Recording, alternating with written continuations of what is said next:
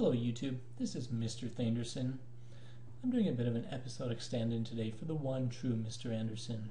Now, my voice may not be quite as suave, I may not be quite as intelligent, but I hope you'll bear with me, because today we're going to be talking about trophic levels. Now, you might wonder what trophic levels are, and I know the word is kind of strange, but when you know the root meaning of the word, it begins to make sense.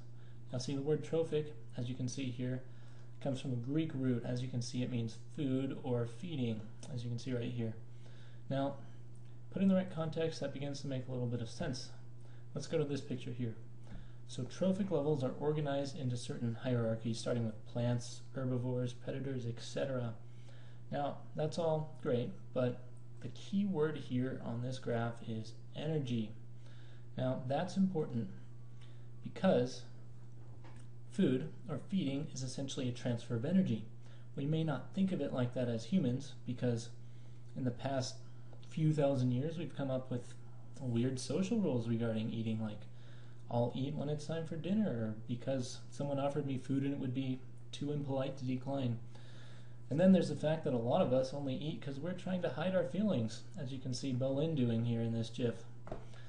But anyway, food is a transfer of energy. And this is kind of important.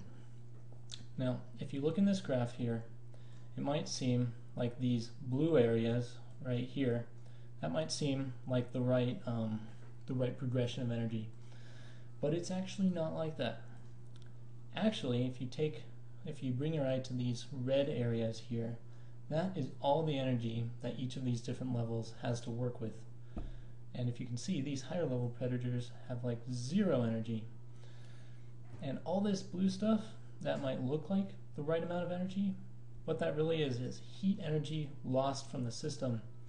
That's really important because as an organism lives its life, most of the energy which it has consumed or produced, etc., gets lost as heat. And because of that, whatever eats it isn't getting all the energy. It's only getting a very small fraction, and that's why these very high-level predators, there can only be like a few of them because there just isn't enough energy maintained from all the previous levels.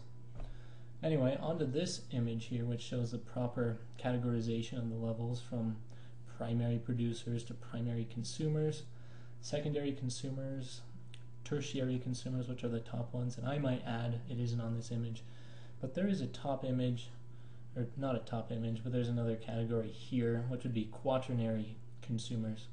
And that's if there's an organism which would eat the tertiary consumers, and that's really rare, as you would imagine from what we discussed about the energy previously. Now, this image here I also like a lot because it shows that for each trophic level, it isn't like a black and white relationship. You don't only eat the organisms that are one level below you. It's a very complex interacting web, hence the term food web.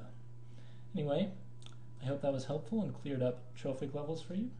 Thank you very much, and see you later.